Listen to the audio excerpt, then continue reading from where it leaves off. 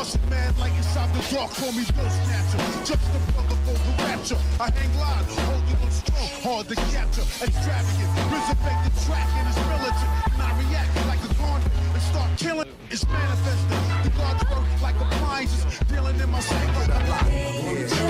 What's going on, guys? Today I want to bring you guys another follow-up to Boruto chapter 68, and this time it's going to be a video on Kashin Koji returning to fight alongside Naruto in Boruto chapter 69, and this is a video requested to me by one of my patrons over on the Naruto Explained Patreon. So the return of Kashin Koji has been something that we've all wondered when it would take place. Some of us thought it would happen during the Ishiki battle with Naruto and Sasuke versus Ishiki. Others thought it'd be Kashin Koji, who was in the tube that Amado was working on that had a cyborg inside of it. However, given where everything is currently at in the series right now, the option of Kashin Koji returning in the eyes of a lot of people makes a lot more sense now than ever before. Currently, Code is in a situation where he is dangerously close to having his limiters removed. The only people who can stop him from getting those limiters removed are Shikamaru, who is currently too weak to make a difference, and Delta, who might end up having to fight Code directly or end up in a brawl with Ada, which would be a pointless battle outside of fan service in my opinion. Though Naruto and Sasuke are currently in the area and Naruto's likely making his way over to the battlefield right now, and the two of them fighting side by side against Code is something worth anticipating. The stage does seem set for Kashin Koji to return, though I personally don't think this is gonna happen. I can see the argument for why so many people think this is gonna take place. When we last saw him, Kashin Koji had been on death's doorstep after successfully killing Jigen, but quickly got demolished by the newly resurrected Ishiki Otsutsuki. When Kashin Koji managed to escape via his toad summoning, Ishiki's assumption was that he had returned to his master, i.e. Amado. However, it's been a while since we've seen this scene, with people such as myself thinking that it's possible that Kashin Koji just pulled a Shisui and died off screen.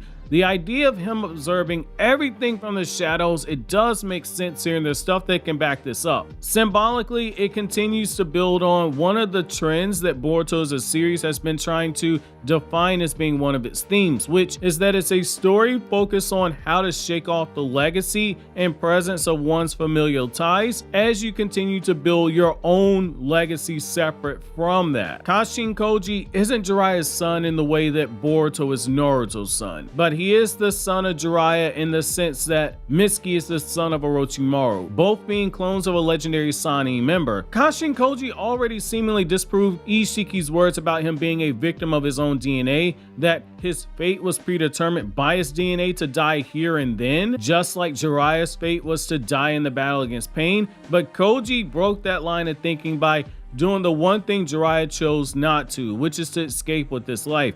The concept of being bound by destiny was something that Naruto's story explored quite a bit, as well as this idea of breaking away from the chains of destiny. Having Kashin Koji die off screen doesn't really continue with either the Boruto theme of shaking off legacy and the presence of one's family to carve out your own path forward, nor does it truly fit the concept of Naruto's manga's view on destiny. Having Kashin Koji return by stepping out of the shadows, fully aware of everything that's happened inside of Konoha, it makes a lot of sense. His chakra signature can't be detected by Konoha as being a foreign chakra due to him being cloned, which implies that his chakra signature is either close enough to Jiraiya's that the Konoha barrier unit can't distinguish the difference between the two that have been recorded, or it's an exact replica of Jiraiya's chakra signature. But in any event, it does explain why Kashin Koji could be inside of Konoha undetected, because we've seen him do it before. However, the issue of bringing Kashin Koji back outside of the obvious fan service moment where you have Naruto meet Kashin Koji, which pays off Naruto getting visibly shaken as he watched Kashin Koji fighting for his life while they interrogated Amado. The fact is that the power levels right now that we're seeing, they're pretty damn high, even for somebody like Kashin Koji, at least at first glance when you first look at everything. Koji's body was modified with ninja tech on a cellular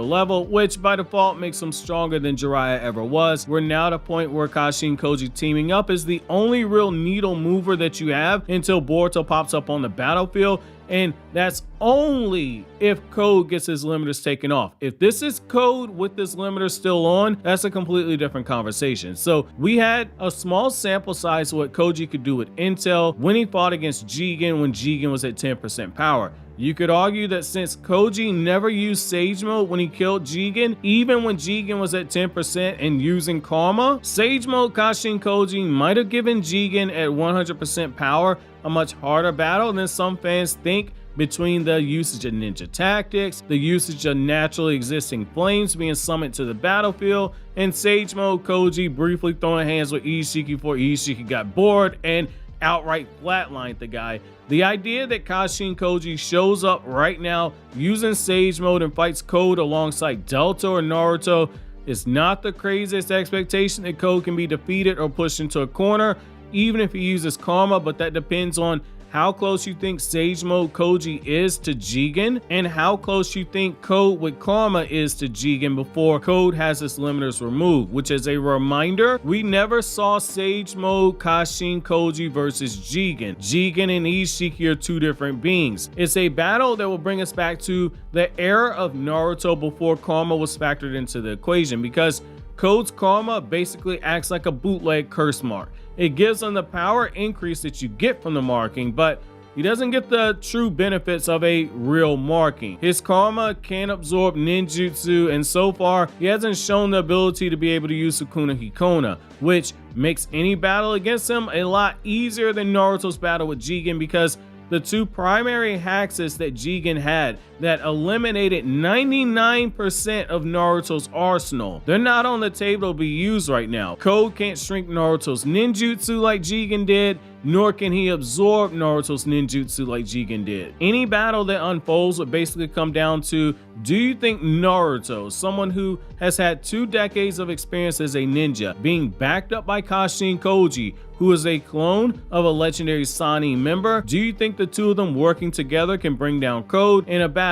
I'd bank on yes, only because Kashin Koji's fighting style, according to Naruto, is exactly like Jiraiya's. While I don't remember Jiraiya using exploding toads in the manga, the fact is that Naruto saw the exploding toads and went, yo, that's exactly how Jiraiya fought. I think we're at a very interesting crossroads if this happens. Naruto should be able to adapt to Kashin Koji's fighting style. They should be able to pressure him into a corner, which should make Code weasel his way into getting his limiters removed by Amado. At that point, we have a whole nother conversation to have. Which version of Jigen are we expecting Code to be stronger than? Is it max power Jigen before he absorbed the Jubi chakra, or are we talking about max power Jigen after he absorbed the Jubi chakra? Depending on which Jigen we're talking about, the fight's going to remain close, and it's going to require additional help from Sasuke, Delta, and Boruto using Momoshiki's power, or it becomes an absolute bloodbath, which if that happens, then Kashin Koji gets killed in front of Naruto, and I hope that happens just so we can see Naruto's reaction to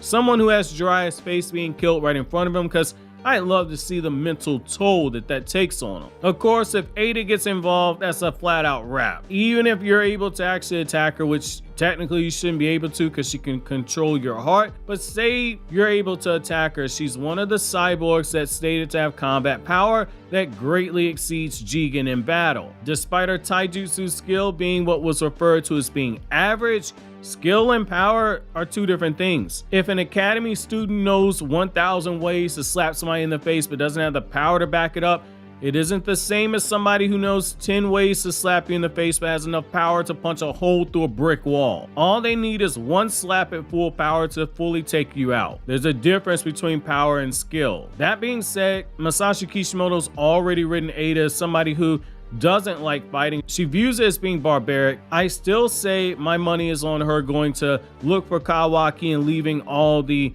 battles that take place to Code, because she would view that as being beneath her, and that kind of fits with the way that she's actually been written. Overall, this was a fun fan theory to actually look at. Now, I personally don't think Kashin Koji is going to show up. If he does, it's going to be a pleasant surprise, and if he doesn't, I'm not going to be upset either. So, I mean, overall, like I said, this is a fun theory. I want to know from you guys, what are you guys' thoughts about Kashin Koji? And as a fun idea, how close do you think Kashin Koji at full power was to Jigen at full power before Jigen absorbed that Jubi chakra? Let me know down in the comment section below. But as always, guys, if you like anything I had to say, don't forget to comment, rate, subscribe, and share. Thank you so much for watching to the end. Have an awesome day, guys.